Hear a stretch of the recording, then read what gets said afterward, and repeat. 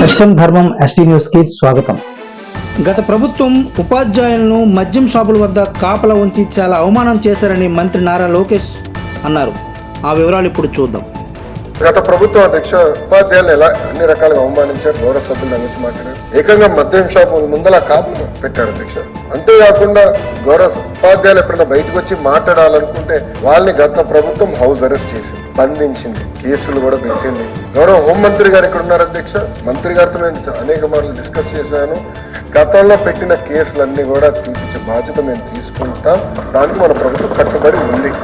హోంమంత్రి గారు కూడా ఈ విషయం చాలా సీరియస్ గా తీసుకుంటారు అధ్యక్ష. 2022లో గౌరవ సభ్యులు కూడా తెలుసు 1570 మంది టీచర్లు రూల్స్ కి విరుద్ధంగా ట్రాన్స్ఫర్ చేశారు. ఇది నేను సూటిగా బొత్స గారిని ఈరోజు అడదాం అనుకున్నాను. ఆయన 3 సార్లు మంత్రిగా చేశారు, సీనియర్ మంత్రి. ఎలా చేశారు నా సూటిగా ప్రశ్నిద్దాం అనుకున్నా. ఆయన ఈరోజు జంప్ హౌస్ లో లేడని. అంతేకాకుండా అధ్యక్ష 45 యాప్లు పెట్టారు, ప్రతి దానికి యాప్లు పెట్టారు.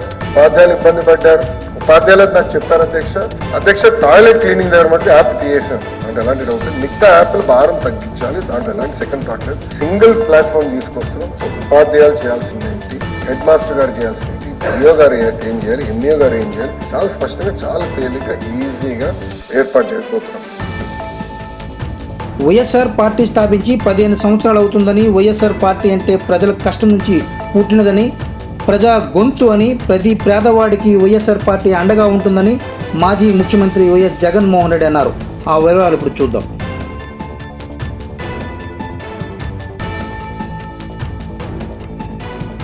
వైఎస్ఆర్సీపీ స్థాపించి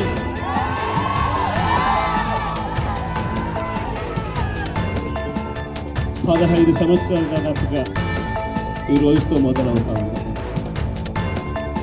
ఈ 15 సంవత్సరాల ఈ వైఎస్ఆర్సీపీ ప్రయాణంలో మొట్టమొదటి రోజు నుంచి ఈ పార్టీ పుట్టింది కష్టాల్లో నుంచే పుట్టింది. ప్రజల కష్టాలను వైఎస్ఆర్సీపీ పార్టీ తమ కష్టాలుగా భావించి ప్రజల తరపున వాయిస్ ఆఫ్ ది వాయిస్లెస్ కింద ప్రతి అడుగులోనూ పోరాటం చేస్తూనే వస్తూ ఉంది వైఎస్ఆర్సీపీ. ఈరోజు ప్రతిపక్షంలో మనం కూర్చోవడం కొత్త కాదు.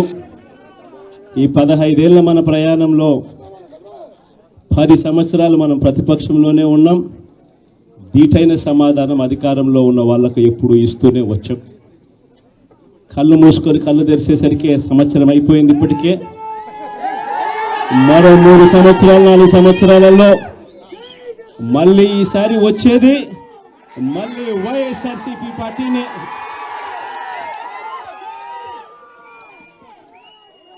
ఈరోజు వైఎస్ఆర్సీపీకి సంబంధించిన ప్రతి కార్యకర్త కూడా గ్రామంలో ఉన్న ఏ ఇంటికైనా కూడా వెళ్ళొచ్చు. ఏ పేదవాడింటికైనా కూడా వైఎస్ఆర్సీపీ కార్యకర్త సగర్వంగా తలెత్తుకొని కాలర్ ఎగిరేసుకొని వెళ్ళే పరిస్థితి వైఎస్ఆర్సీపీకి సంబంధించిన కార్యకర్తలకు ప్రతి ఒక్కరికి ఉంది. ఏ ఇంట్లోకి వెళ్ళినా కూడా వైఎస్ఆర్సీపీ